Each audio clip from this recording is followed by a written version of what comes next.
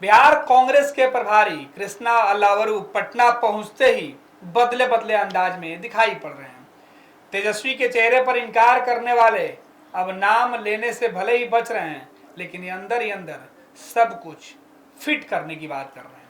इनके बयानों का मकसद क्या है समझेंगे। हमारे वरिष्ठ योगी विवेकानंद जी हमारे साथ है और सीधे तौर पर क्या आज जो अल्लावरू कह रहे हैं वो फिक्स हो गया कि अब महागठबंधन के चेहरे पर कोई रार बाकी नहीं है। बेगा जी, कृष्णा अल्लावरू जो बिहार कांग्रेस के प्रभारी हैं, इनके बयान महागठबंधन में कंफ्यूजन पैदा करते हुए दिखाई पड़ रहा है।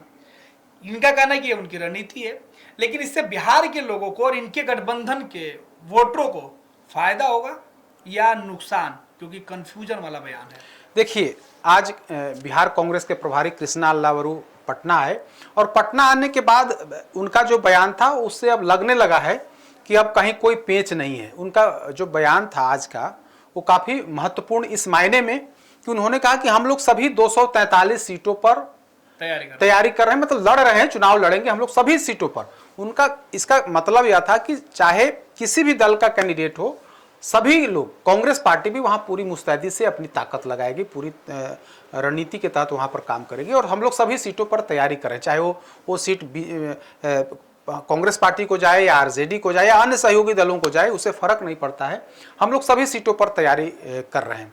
और दूसरी जो उन्होंने महत्वपूर्ण बात कही सीएम फेस को लेकर, तो सीएम फेस को लेकर के उन्होंने नाम नहीं लिया, लेकिन कहा कि सीएम फेस को लेकर के आप मतलब पत्रकारों को समझ में नहीं आ रहा होगा, हम लोग सब समझ रहे हैं कि किसको सीएम का फेस महागठबंधन में बनना है। तो आज कृष्णा अल्लावरू जो अब तक कह रहे थे कि सीएम फेस पर कोई बातचीत, कोई उस पर कोई चर्चा या फिर नाम लेने से बच रहे थे, आज थोड़े सॉफ्ट दिखे।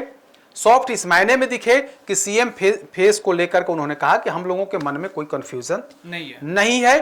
अपरोक्ष तौर पर उन्होंने माना कि अब जो है सीएम फेस को लेकर के महागठबंधन के अंदर कहीं कोई पेंच या विवाद नहीं, मतलब कहने का जो तात्पर्य हुआ, अर्थ है, उनके बयान का अर्थ इसी तरफ लगाया जा रहा है कि कृष्णा अल्लावरू अपनी जुबान से भले ही नहीं कह रहे हों, लेकिन कहीं ना कहीं अब उन्होंने मान लिया है कि हमारी जो रणनीति थी वो रणनीति के तहत हम कुछ दिनों तक हमने इस मुद्दे को रोका, लेकिन पार्टी के अंदर ही यह मांग उठने लगी है कि अब इसको घोषित कर देना चाहिए, सीएम फेस पर क्लियर हो जाना, स्टैंड क्लियर कर देना चाहिए।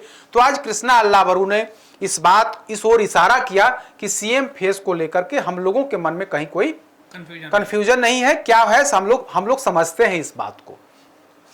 तो अब इससे एक स्पष्ट तौर पर अर्थ निकल रहा है, मैसेज जा रहा है कि अभी तक जो लंगड़ी मार पॉलिटिक्स कांग्रेस पार्टी कर रही थी, अब उसमें कमी आई है। कांग्रेस पार्टी ने मान लिया है कि आरजेडी को छोड़ करके, अलग होकर के उनका कोई भविष्य नहीं है। तो ऐसी स्थिति में साथ रह करके ही कुछ पा लेना है, अगर साथ रहेंगे तो कुछ पा लेंगे। और वैसे भी कृष्णा अल्लावरू देख चुके हैं बिहार में आकर के।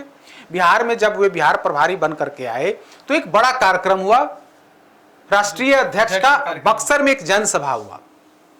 बक्सर की जनसभा ने यह बता दिया कि बिहार कांग्रेस की ताकत कितनी है।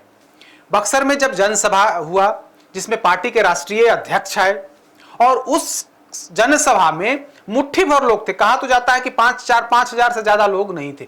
अब राष्ट्रीय अध्यक्ष का कार्यक्रम हो रहा हो, प्रोग्राम हो रहा हो बड़े मैदान में जहां हजारों कुर्सियां लगी हों और वहां पर 1000, 2000 या 3000 लोग पहुंचते हैं, तो स्वाभाविक है कि ताकत कांग्रेस पार्टी की क्या है सब लोगों ने देखा।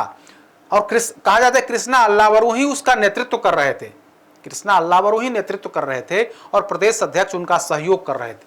तो जब राष्ट्रीय अध्यक्ष का कार्यक्रम फ्लॉप हुआ, उसके बाद इनके अपनी ताकत का जो है एहसास हुआ। हालांकि उसके बाद भी मतलब सीएम फेस को लेकर के इनकी चुप्पी बरकरार रही, लेकिन पार्टी के अंदर यह रणनीति बनी। पार्टी के अंदर नेताओं ने यह मतलब एक तरह से कहें तो एक लॉबी इनके खिलाफ में गया, और खिलाफ में जाने का नतीजा यह हुआ कि अब जो है जिस तरह से आक्रामक आरजेडी को लेकर के कृष्णा अल्लावरू दिख रहे थे, आज उनके बयान में नरमी दिख रही थी। और नरमी इस बात को प्रमाणित कर रहा है कि जिस मिशन को लेकर के कृष्णा अल्लावरू निकले थे वो सफल होते हुए बिहार के अंदर मतलब नहीं दिख रहा है। इनका मिशन क्या था कि हम लोग तेजस्वी यादव को कंट्रोल करें। तो लेकिन उसमें बहुत ज्यादा अब लगने लगा है कि जो बड़ा धड़ा है कांग्रेस पार्टी के अंदर, वो आज भी चाह रहा है, वो लोग समझ रहा है कि आरजेडी के बिना, माइनस आरजेडी, कोई भविष्य नहीं है बिहार के अंदर नहीं है। तो अब जो है इनमें नरमी दिख रही है। और आज इन्होंने जो बयान दिया कि हम लोग सभी 243 सीटों पर चुनाव की तैयारी कर रहे हैं और सीएम फेस को लेकर के कहीं कुछ पेच नहीं है, इसका अर्थ चाहे जो लगा ले, लेकिन जो टोन था, जो जिस तरह की भाषा और बॉडी लैंग्वेज, उससे ऐसा ही लग रहा है कि कांग्रेस पार्टी आरजेडी के बिना बिहार के अंदर अकेले नहीं चल सकती। ठीक है, आप सीटों को लेकर के कुछ बार्गेन कर लें, कुछ सीटों को लेकर के बार्गेन कर लें, कुछ जिताऊ सीट अपने पाले में कर लें, लेकिन बिना आरजेडी कांग्रेस पार्टी बिहार में चल नहीं सकती है।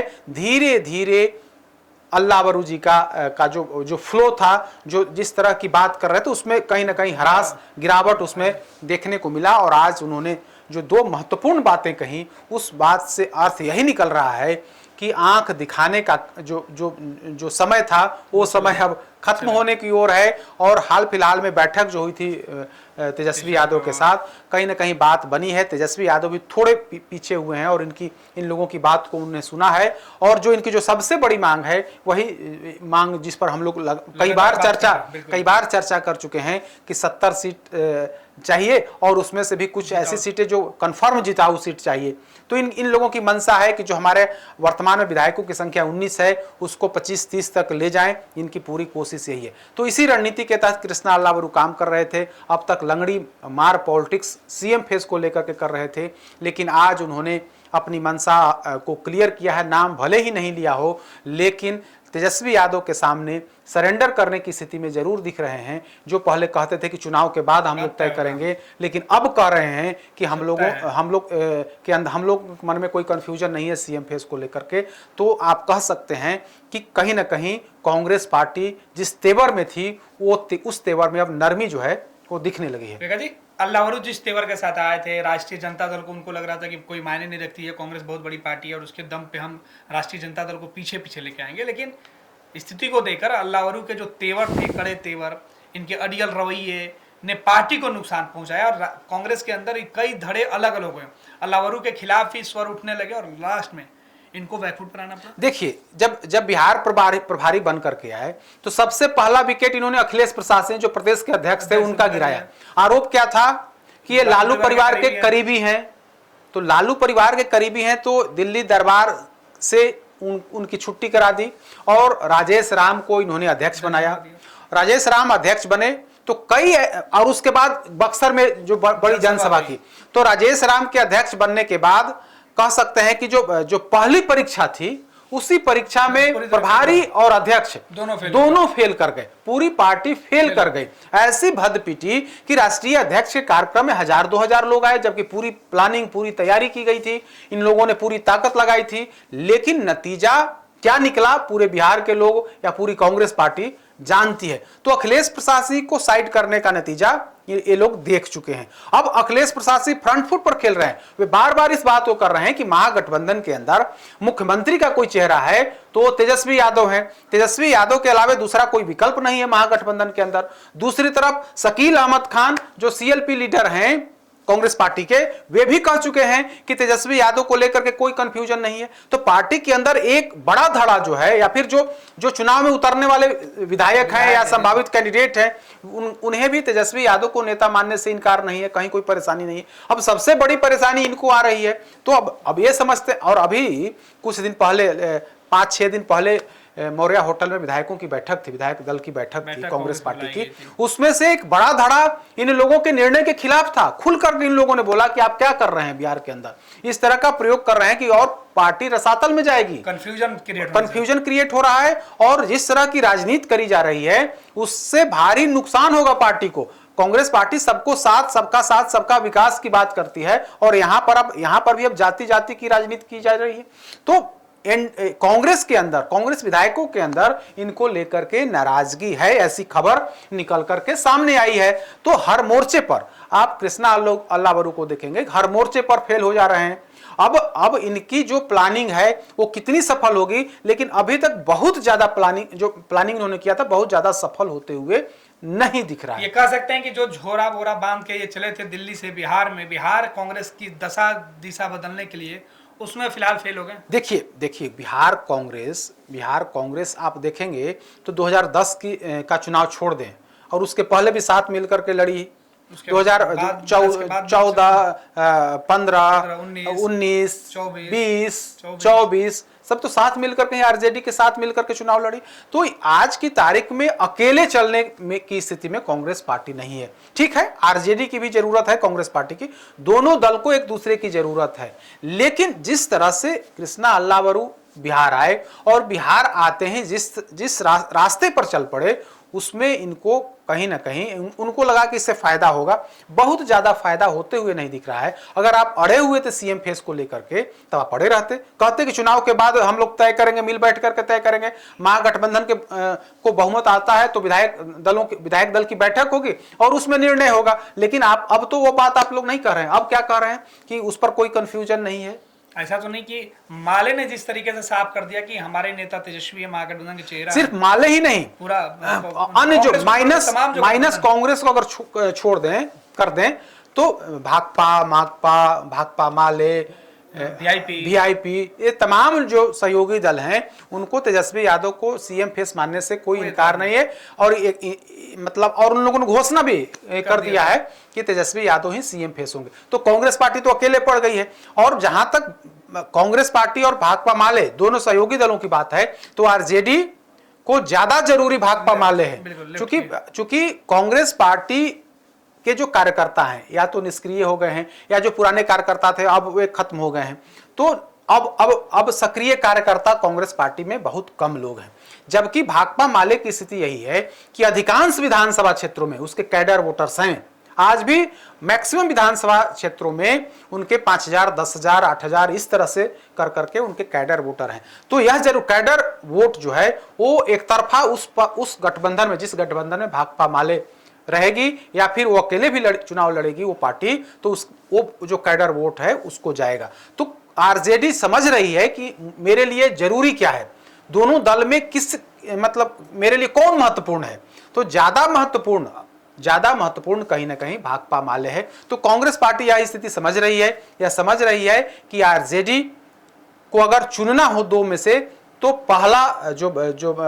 पहली पसंद जो है वो भाकपा माले है। तो कांग्रेस पार्टी चाहे जो भी दावे कर ले, जो भी दबाव बना ले, लेकिन अंततः वही होना है जो तेजस्वी यादव चाहेंगे। ठीक है, आप 2, 4, 5 सीट आप दबाव बना करके ले सकते हैं। हालांकि लालू प्रसाद यादव पहले दबाव में नहीं आते थे, लेकिन अब तो जमाना तेजस्वी यादव का है। तेजस्वी यादव को लगता है कि अगर कांग्रेस पार्टी नाराज हो जाएगी तो 2010 में जिस तरह से अकेले कांग्रेस पार्टी चुनाव लड़ गई थी तो उसका खमियाजा आरजेडी को भुगतना पड़ा था और आरजेडी 22-23 सीटों पर आ गई थी। ठीक है, कांग्रेस पार्टी भी 4 सीट पर सिमट गई थी, लेकिन नुकसान तो आरजेडी को हुआ।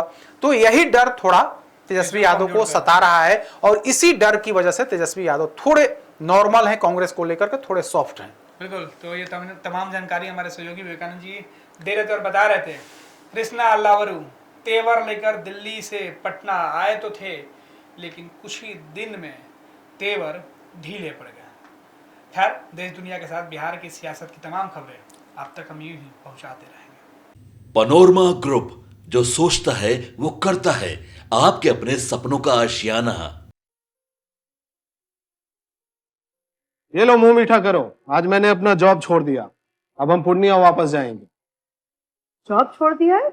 मतलब ये घर कैसे चलेगा, हम करेंगे क्या और माँ बाबूजी क्या बोलेंगे? इसलिए मैं एक और मिठाई का डब्बा लाया, अपने बिजनेस के लिए लोन अप्रूव हो गया। अरे लोन अप्रूव हो गया वो तो ठीक है, लेकिन पूर्णिया में हम रहेंगे कहाँ? अपना घर भी तो नहीं है वहाँ। इसलिए तो एक और मिठाई का डब्बा अलग से लाया हूँ। हमने पूर्णिया में घर ले लिया है, पूर्णिया के ई होम्स पैनोरमा में। पूर्णिया में पैनोरमा ग्रुप लेकर आए हैं ई होम्स पैनोरमा। बड़ा घर, आलीशान जिंदगी और अत्याधुनिक सुविधाओं के संग। अरे अब क्यों मुंह मीठा करवा रही हो? क्योंकि हम घर वापसी जो कर रहे हैं। घर वापसी की खुशी पूर्णिया में ई होम्स पैनोरामा के संग। E Homes Panorama, luxurious lifestyle redefined.